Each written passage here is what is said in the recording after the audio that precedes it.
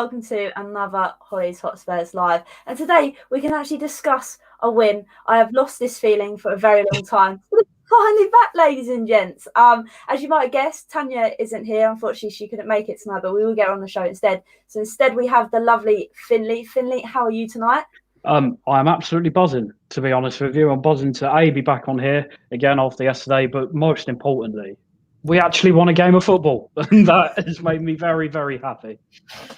Good vibes. And I'm also lucky enough to have Dáire back on the show, otherwise known as Spurs Views. Dáire, how are you this evening as well?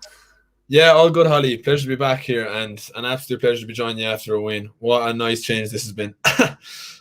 Indeed, especially after, well, we can't not mention it after everything that's happened, obviously, with the Super League coming out, me literally wanting to jump off the skywalk, to then it being crushed in a matter of, a day, which is a marvellous sign. And then to obviously see Jose leave and Ryan Mason come in, it's just been a roller coaster. And to actually finally get a win under our belts as well, after all of that's happened, is the business. So starting straight off, obviously, we kind of knew there might have been a different kind of lineup of what we've seen in recent weeks.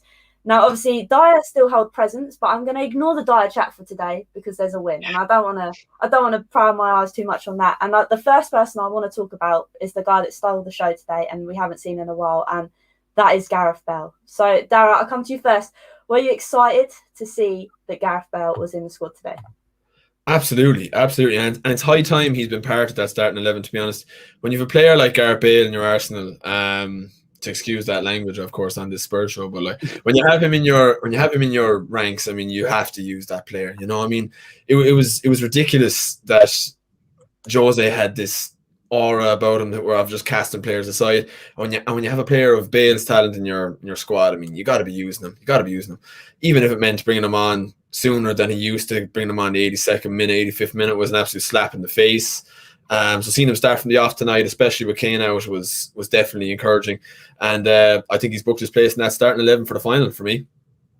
Same here. I'm not going to say no, especially the fact that he's actually lasted over, what was it? He came on from was it the 80th minute or just before the 80th minute? So that's a lot of minutes under his belt, a lot more we've seen in recent times. And obviously, Finley, I want to get your kind of take on it. Obviously, we'll lead to the goal later on in the show, but seeing his names on that team sheet, it must have brought good vibes. Oh, 100%. It fills you with confidence, doesn't it? And it's like, like you've just said, mate, that you want your best players to play every game of football. You don't want, a player like Gareth Bale. You don't want him coming on in the 82nd minute of a game where he's got no time to do anything. He arguably saved Jose's job for a few more months with his performances against Burnley and Palace to then have one bad game and then be put back in the doghouse again with the 574 other players that happen to be in there. So I think for me, when I saw the team, I was quite optimistic when I saw the team, and then when you read down the list and see Bale, and you're like, okay, right, he's basically just gone best case scenario. This is the best team I can put out at the minute. Obviously with Kane's injury, and it obviously worked in the end. It did, and I've just seen that I've put 2-1 in the caption for the video. Yes, it was 3-1, but with everything that happened towards the end, I've kind of lost my marbles. But thank you for letting me know that it was 3-1. And moving slowly away from Bale, obviously it was a great performance. But I think it was a game of two halves. And Dáire, that's where I want to come to you. I mean, we came out and I felt, oh no, here we go again. People are going to be score pointing all across the leaderboard on timeline because it's like, oh, here we go. Same players, same this, same that. And to be honest with you, we know there's a big problem at Tottenham at the moment with Deadwood. But that first half for me, I was like, are we going to find any way to get out of this? So what kind of was the turning point for you, Dáire, to see that after that performance in the first half, we came out second half looking much better? Yeah, look, we didn't start the game well. There's no hiding that fact. I mean, we could have easily conceded in the first 2 minutes. I just want to give a shout out to Lloris before he forgets. I mean, his leadership tonight was outstanding. He pulled off some world-class saves. Even some of those more awkward balls, he dealt with them like a leader, like a captain should. He led from the back. I mean, he was outstanding tonight. And I suppose those kind of performances go under the radar all too often as well, especially when you win. The attacking players get all the plaudits, and rightfully so. But no, Lloris was outstanding tonight. And you go from turning points. I would say Danny Ings going off. In fairness, we had picked up the pace in the second half anyway. I do think we would have went down and won anyway. But I think Ings going off really took the life out of Southampton. He's their focal point. It's like Kane with us. We just don't look like the same team without him. And you can't get away from the fact that we didn't look like the same team without him tonight for large periods. But look, we got the job done. And barring that VAR decision, look, we had a VAR decision going in our way then, his foot inside the box by a centimetre or two. But look, you win some, you lose some with that VAR. We know that. But look, thoroughly deserved win from that performance, I thought, anyway. And yeah, look, Lloris was a star performer as well. 100%. I'm glad you've actually pointed out Lloris, because not going to be funny to you, it's kind of slipped my mind. He had an amazing couple of opening minutes, which pretty much kept us in the game with that brilliant double save. And that being said, obviously, Alan's come out with a great point here, saying we do have a cup final coming up. And obviously that first half performance, I was thinking to myself that if we set up like this or we play like this in the cup final, we've got no hope. But the fact we came out second half and actually did the business was quality. Now, Finley, I'll come to you. Obviously, Dáire's touched on the Danny Ings going off, but Danny Ings was the poignant moment putting them ahead. Obviously, again, we see a set piece, a ball into the box, and once again, we can't defend. So, Finley, what did you kind of make of the first goal that Southampton scored? Well, it's the story of our season, really, isn't it? It's being undone by a set piece, if we're being honest here. I mean, take nothing away from Danny Ings. I thought it was a really, really good header. To clip in off the post to the back. Maybe we could have had somebody on the back post. I don't know if somebody was on there and then moved up when the corner had actually come in. I haven't fully seen it yet. But yeah, look, take nothing away from the header, but it seemed to me that ball travelled a very long way from when it left his head to actually hitting the post and then bouncing in. So maybe it could have been avoided, or maybe it was just the way Mace's or whoever's instructing them to set up, as if to say, look, don't have anybody on the posts, pick up all the spare men in the box. And unfortunately, we were just punished for that this time. No, it is good you mentioned that, because obviously we are very poor at defending, and maybe Mason's picked that up and he's like you said, maybe we need to try and do zonal marking rather than actually just trying to pick off the post, because that's the thing.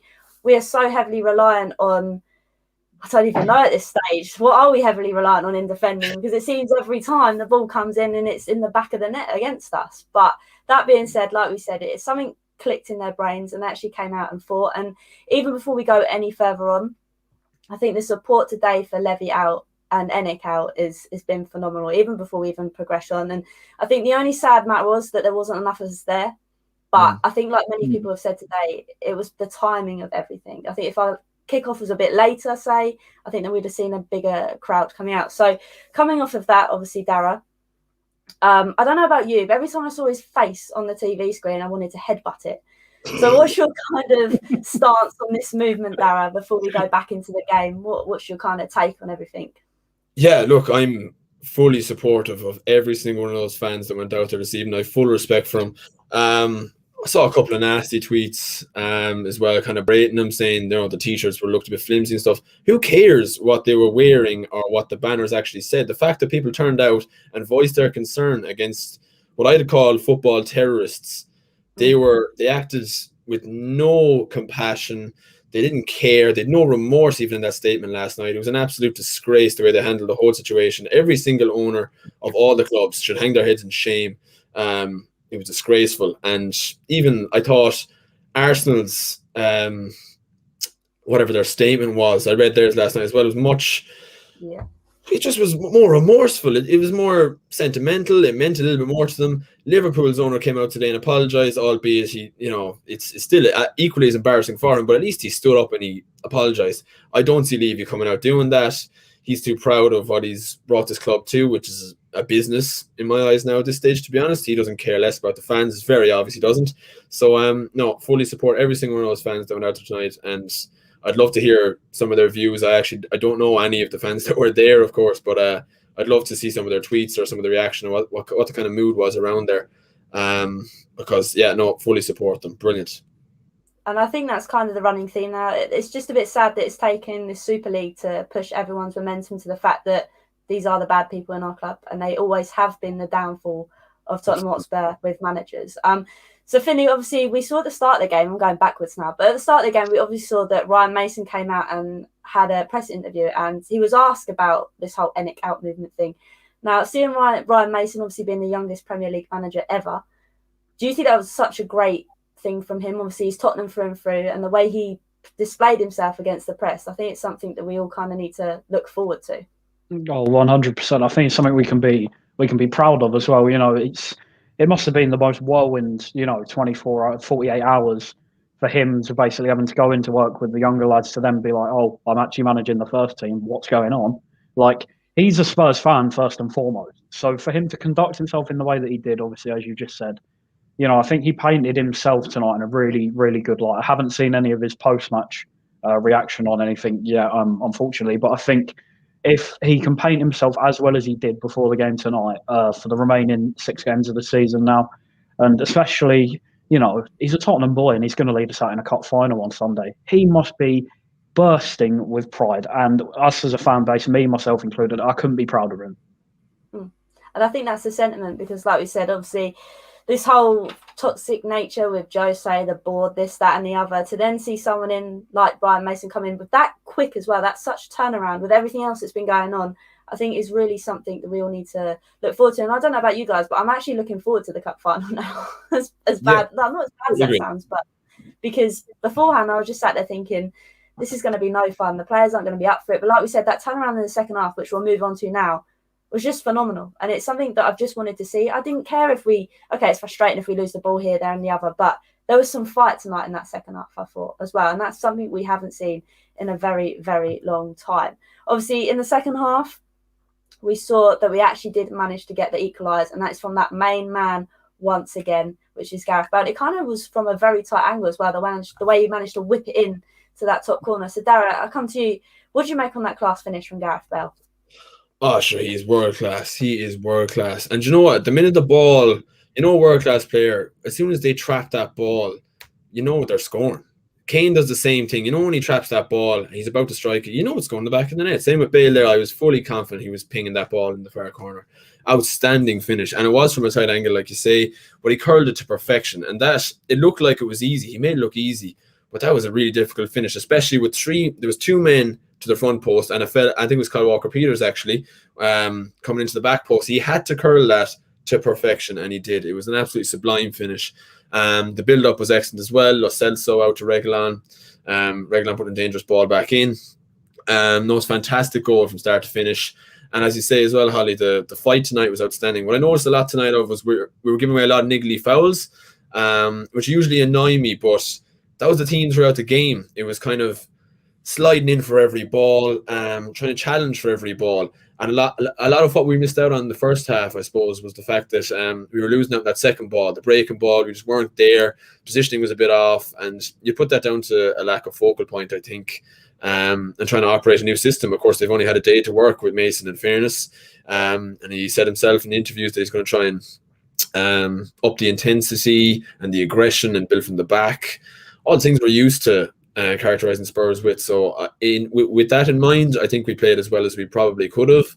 Trying to get out of that Jose negative mentality and that poisonous atmosphere around the club. It'll take a while to get over that, especially with the bad press we've received this week. I thought we handled it really expertly well tonight, and yeah, full respect to them all.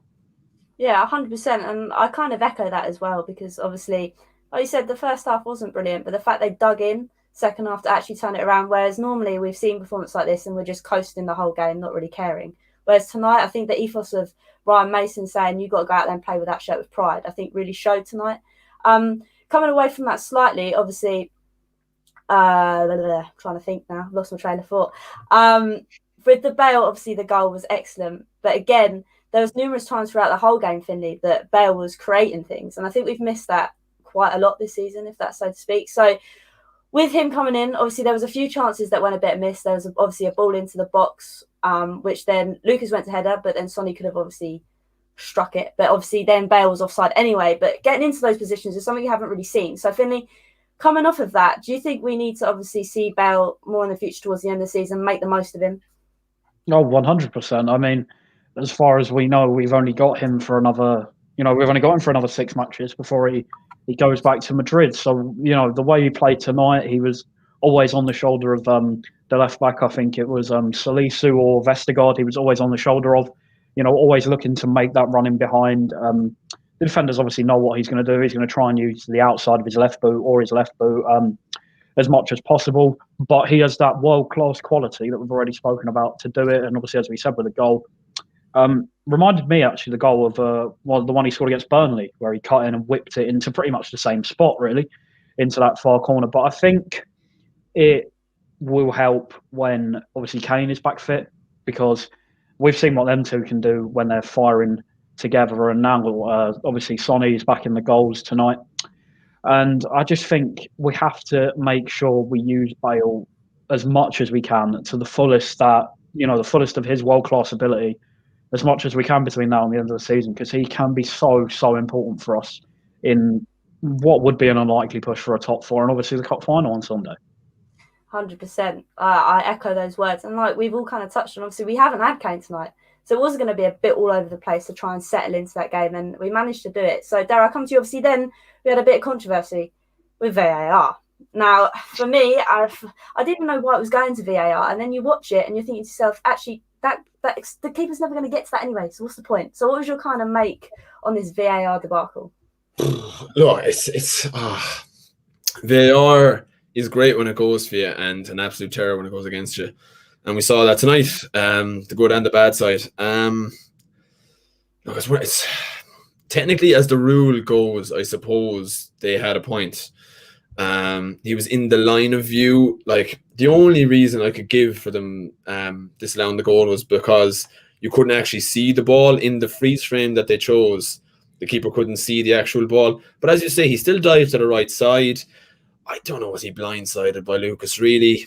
He's the smallest man on the pitch, let's be honest. I was going to say, he's not a big lad. I mean, come on. And the keepers are what, 6'4", 6'5"? You couldn't see over Lucas's head to see a ball coming in that was whipped in. What's Don going to do? Like, I mean, it's the rule as well. I mean, for Christ's sake, I mean, he's about 4 or 5 yards away from him. It's not like he was on top of him, do you know, or more. He's probably 6 or 7 yards away from him, really. So yeah, it goes more against the rule than I suppose the actual VAR call. But look, the rules of the game are chopped and changed so often. I don't know what's this, that, or the other anymore. Like that handball rule again, I would still say, I know people say like they had to change it as soon as possible. Start of the season, that Vestergaard handball is handball and it's a penalty straight away. Do you know what? He didn't mean to do it, obviously, and I don't think it should be a penalty, but it never should have been. But it was still made a rule originally. So who's making these rules? It's just mental, like, do you know, there's no leeway at all. It's just so black and white. There's no I don't know what to say. That's right. It's just the controversy of it again, and I know I brought it up, but we're talking about it again because it is a turning point in the match. You think then we go 2-1 in front, then 3-1, then you know what I mean? It's a progression thing, and it just cut it dry. But we have to also mention that the play leading up to that was excellent again. So Finley, I come to you.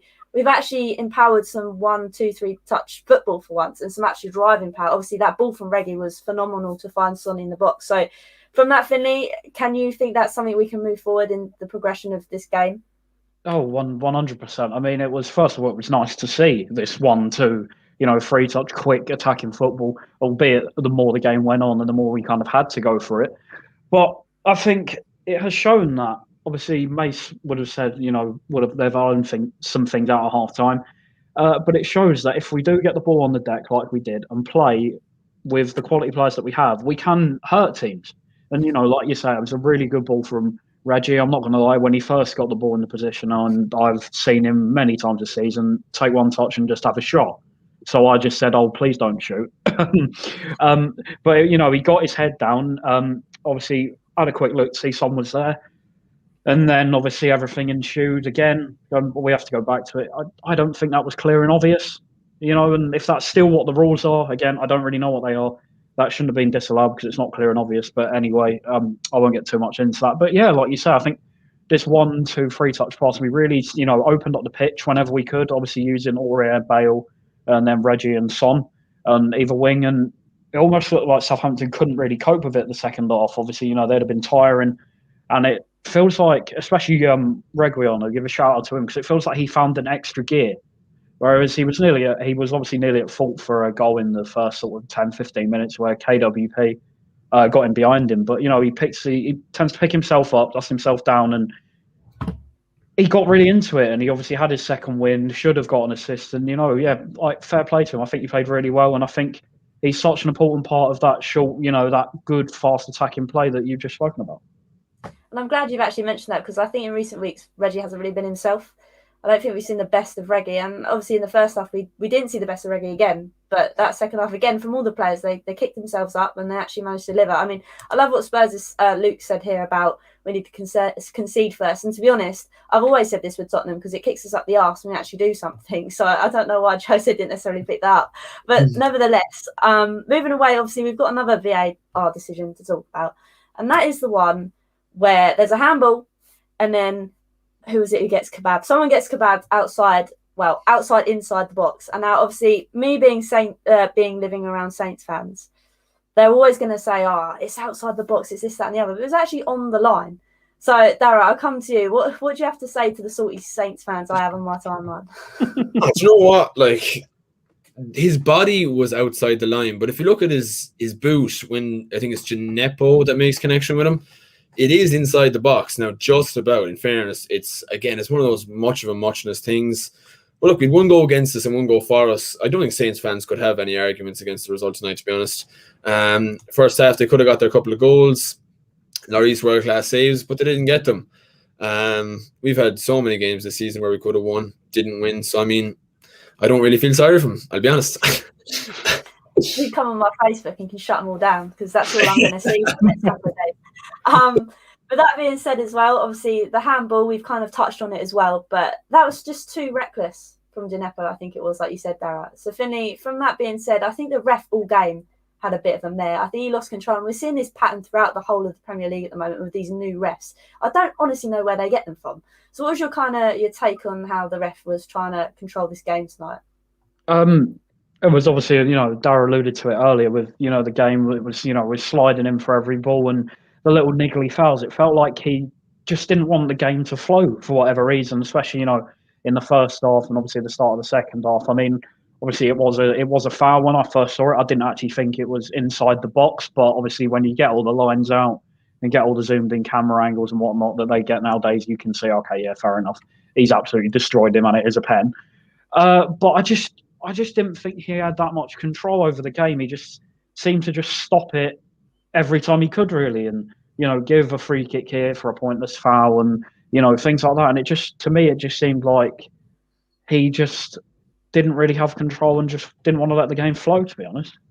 There's also that as well. There's opportunities where I thought, like, that is a definite foul and you haven't given it. But in other times, someone blows someone over and he's given it as a foul. I was just really confused again with this consistency. What is going on? And what Scott said here, the ref was inconsistent. Agreed. It's the same with VAR, the inconsistency and the controversy of it. The inconsistency of the refs, like, what is going on?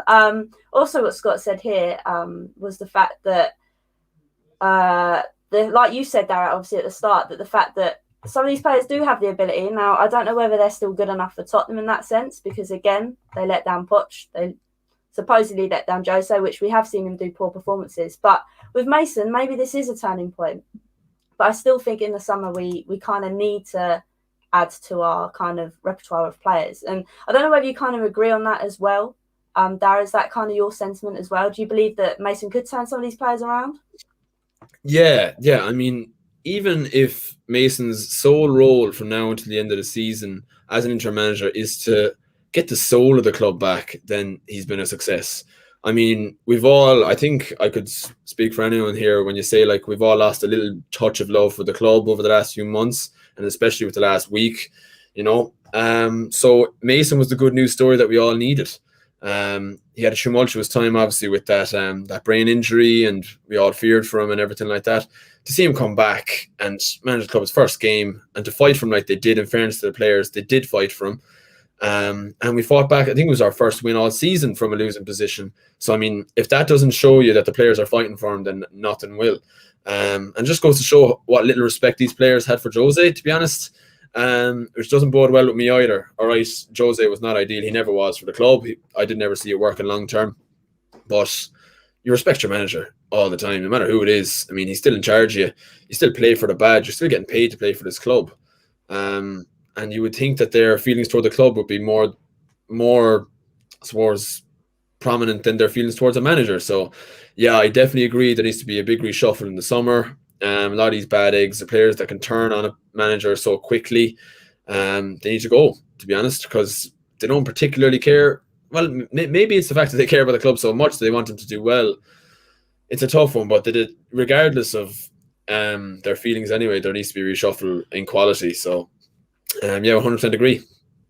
Yeah, I'm glad you said that, and a way you've kind of flipped it on its head as well, the fact that you can't choose your manager, you can't choose your boss, you've just got to get on with it. And I think that's the thing that's really pissed off a lot of fans, in the sense that you're paid so much money, just play football. Like, okay, if you're having a bad time, so be it, but come on, like, there's so much money in this game and you're just sat there not wanting to play with any spirit or heart. And I can see, obviously, yes, Harry Winks did come on today. With that being said, Finley, do you think there might be a space or redemption for Harry Winks in the near future? I think every player's now going to sort of get their chance, whether it be in training or in a game that isn't in the cup final between now and the end of the season, sort of show what they can do to this manager and to any potential suitors who might be watching. If I'm going to be honest, I would expect him to be gone in the summer. I just don't think he's kicked on from where he was, say, 2-3 seasons ago, to be honest. When he was bossing the midfield against Real Madrid, Winks Siesta was flying around, all that. Everybody was buzzing. And now he just, I don't know what it is. I mean, maybe I've seen it in the comments as well. And I speak to a lot of people about it, that maybe he is one of them players that you need a sort of Sir Harry Redknapp kind, where you put your arm around him, go on, come on, mate, I believe in you. You could be on top of the world if you want to, and you put your mind to it. Maybe he's one of them. Maybe he just doesn't lack the ability anymore. Who knows, really? But I think the reason today why he was brought on, I think, obviously he came on for Ndombele, who looked very, very lazy and very lethargic. I'd be interested to know what you two think about that. But I think over the last 6 or 7 games, he just hasn't looked himself. He's looked lazy. He's looked sort of almost the pre-COVID Ndombele, where we were just resigned to basically him walking around the pitch and then getting hooked on 50, 60 minutes because he was blowing after doing one sprint every 10 minutes. It just seemed to me like he just wasn't fancying it today. That is a good point you make there. And I can kind of see what you're saying, in the sense that he hasn't looked himself. And I also think that's obviously with the toxic relationships and going around at the minute. So that it'd be interesting to actually see your kind of views on the Ndombele today. Have you kind of got the same sort of feelings towards him? Yeah, in fairness, I do agree with Finley there in saying that Ndombele has had a huge dip in form. I think there's no other way of saying this other than saying, like, when Ndombele and Højbjerg, when they dipped in form, the whole team dipped in form. They are that pivotal to this squad now. That when they dip in form, obviously your midfield is going to be pivotal to any squad anyway, but they are that good. And when Ndombele is on form, it's very obvious the team is ticking. I think we're at an impasse with Ndombele with regards to where his position is going to be going forward. He didn't look good in the number 10 last week, and he's starting back in tonight in kind of a 3 with Lo Celso, and he just looked a bit lost, to be honest. He didn't particularly do anything defensively. He's so comfortable on the ball, and I think with the last few weeks, you've seen kind of, that nearly laziness on the ball, and then suddenly he turns and he seems to have escaped 3 players. That kind of sharpness seems to have escaped his game. I don't know, is that a confidence thing maybe? But I'd like to think that his form will improve soon enough, to be honest.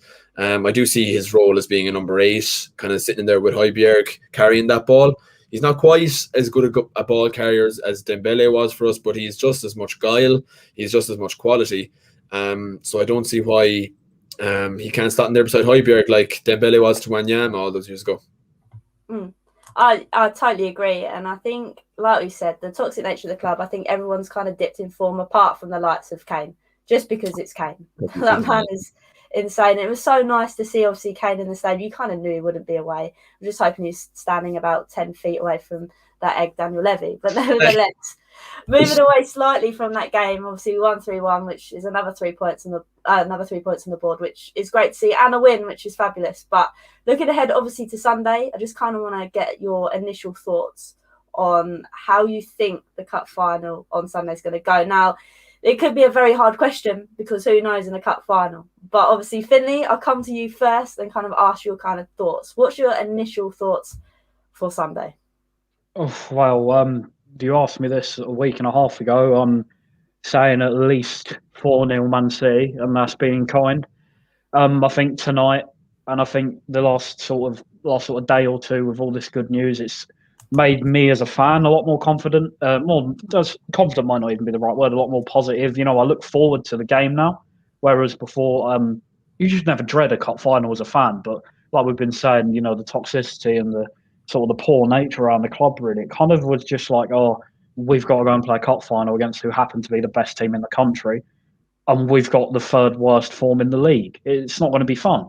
But I think tonight now, I think it's kind of just lifted everybody's spirits that little bit more, that you think, hang on, this is a cup final. It's a one-off game. Have we got a better squad than Manchester City? No, I'm not saying that. It's just the fact that this would be one of the best fairy tales, in my opinion, in football. If Ryan Mason was going to win the League Cup as manager for Tottenham Hotspur.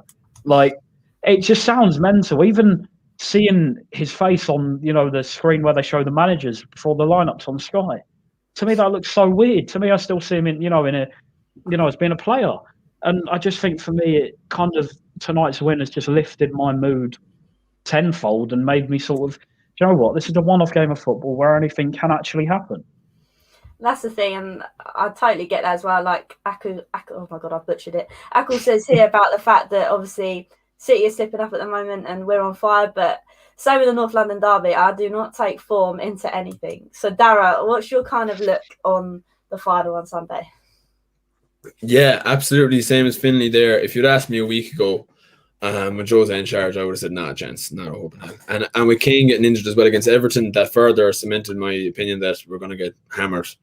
There is still a part of you, I felt, even at the time when I was thinking, oh, we're going to get hammered, there's part of you that says, but what if we don't? What if we come up trumps on the day? Or what if we get that lucky goal? There's part of you always as a fan that believes you're going to win, whether we're used to kind of putting ourselves down at Spurs. We're used to not believing we're going to do this, but there's part of you that always thinks we just might do it. And this would be the perfect end to what has been a disastrous season for us. Going forward, I think it would lift all the fans. Mason in charge. I always said, if Jose won a trophy with us, it just would have been tainted. We'll always look back on that Carabao Cup victory as being, the cup that Jose won. He's going to go, oh, for God's sake, Jose, after that terrible season, he shoveled us, he won a trophy. Of course he did. But now that he's gone, you don't have that kind of cloud over you anymore. I think the players Could you imagine how big his head would have been? I couldn't have dealt with it. Oh, you couldn't listen to him forever. I won a trophy at every club, even Spurs. And you just know he would have bantered us off as well. You'd be like, I even won a trophy at Spurs, and they never win trophies. I couldn't listen to him. No way. Like, he was going in the summer regardless. So I thought people were saying it's mad to be sacked in a week of a cup final. I thought it was genius, to be honest. The only thing Levy's done good in the last 5 years. So, I mean, I was all for Jose going this week, and I think there's every chance we can do it. As I can't remember what fan put in that comment, sorry, but they said City are slipping. They lost to Leeds. I know they had maybe a few players who hadn't played in a while, but still lost to Leeds. I mean, Leeds are great going forward, but they're not good defensively, and they struggle to score. So I wouldn't be afraid of them. And at Villa, I just checked my phone there, they're drawing with them, and they scored within 2 minutes. So we're seeing a little bit of fragility within City the last couple of weeks. I don't know, is it their focus on the Champions League, I'd imagine. You put that down to, so hopefully their focus is on the Champions League, because they're playing on Wednesday night, the following Wednesday after the final. So who knows? Could be the fairy tale Mason always wanted. For once, you never know. The stars might actually be aligning. First time for everything. Let's just quickly, before we wrap this up, Aku again, who I'm going to butcher his name, has said Ryan Mason for permanent Spurs gaffer. Now, that is a big slow one out there. And Luke has also said, who do you guys want as a new manager? So, Finley, I'll come to you first. I know we spoke about this a little bit yesterday. What's your kind of thoughts on it? Well, again, if I was saying this earlier, funnily enough, if Mason gets, maximum, gets as many points as he can in these last 5 games now in the league and wins the cup final, I still don't know if he would get the job permanently. In my opinion, I think Levy will want to head in a new direction, and I've seen, reports today linking us with a sporting director, I think, which would be the first time since 2015 we'd had one. Now, an ideal scenario for me would be getting Ralph Rangnick in as sporting director and Julian Nagelsmann in as manager. Sadly, I think Bayern might beat us to him, to be honest. And let's be fair, who can blame him? Who can blame him? But I think that's who I'd try and go all out for. But I don't. It's not that I don't really know. It's just seems to be the perfect man that everybody wants, and it's almost sort of Poch-like, as I was saying yesterday. Where if we can get him, it would just seem to unify the whole club. So I think for me, Nagelsmann is my top choice. I'm seeing names like Southgate and Sarri being thrown around today. That's why we can't have nice things in life. And I've seen as well, apparently we contacted the representatives of Marcelino, I think it is, the Bilbao manager, I believe, who, again, I'll be honest, I don't know too much about him, but do you know what? Only time will tell, to be honest. I genuinely couldn't tell you who I think is going to be in charge come June the 1st, which is a bit weird to say. But yeah, I can't put a finger on who the board are going to go to next, to be honest. I mean, I'm glad you didn't say the Saints manager like you did yesterday. So that's. Oh yeah, I was never saying that again. I wouldn't be allowed back on, would I? But just coming to you quickly, Dáire, who would you like to see come in? I mean, the obvious choice is the front runner Nagelsmann, but are we going to get him as Finley said there? I don't know, but there's something in me. I don't know, is it blind faith in Spurs that I always seem to have, but I think we'll get him. I do. There's just something seems to just fit right there. You know, he's the exact man that we need. He's the lift that the club needs. He fits the profile almost to a T.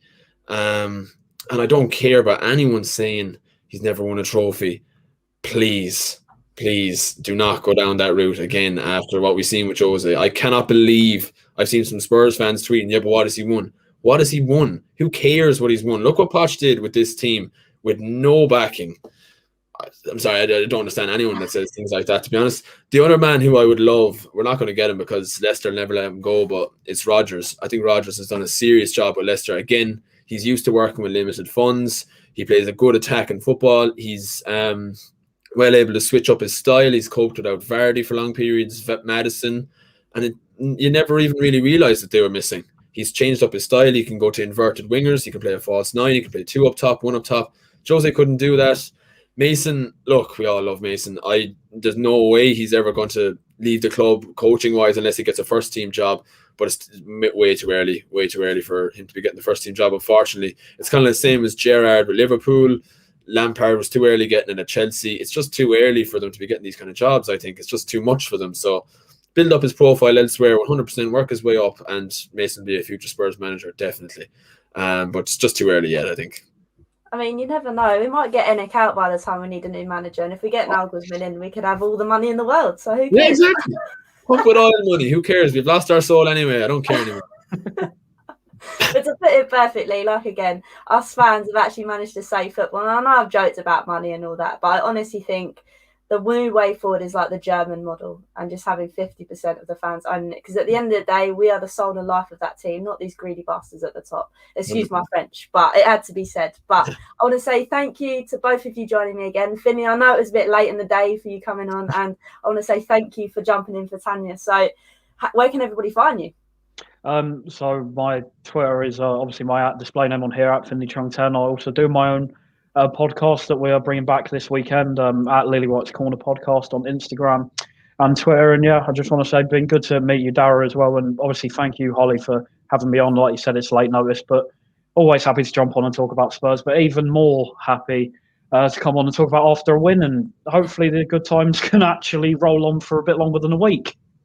Hey, you never know. You came on to talk about Enoch, they could be going, and you've come on to talk about a win. You must be like the lucky charm, so to speak. I'll be back next week then. And I'd also like to say thanks to Dáire. Dáire, where can everybody find you as well? Yeah, guys, you can find me at Spurs Views _ on Twitter. Not on any other social media or YouTube or anything, but whatever you do, guys, make sure you follow Holly. Does amazing content. Subscribe to our channel. Brilliant stuff. And Finley, likewise, mate. Great meeting you. I'll definitely be giving you a follow. And yeah, looking forward to hearing some of that podcast too, man. Definitely going to be tuning into that. Thank you, mate. And yeah, like Dáire just said there, give everyone subscribe to Holly, give her a follow and whatever. She's amazing at what she does and gives us fans all a voice really on, issues that have happened over the last 24 hours. So yeah, thank you again. Wow, you're too kind, you lot. I mean, tonight I think I tumbled my words about 60 times and I haven't even had a gin. So, but regardless, this is over, Holly. Have one. But thank you all for joining me. And remember, until next time, come on, you Spurs.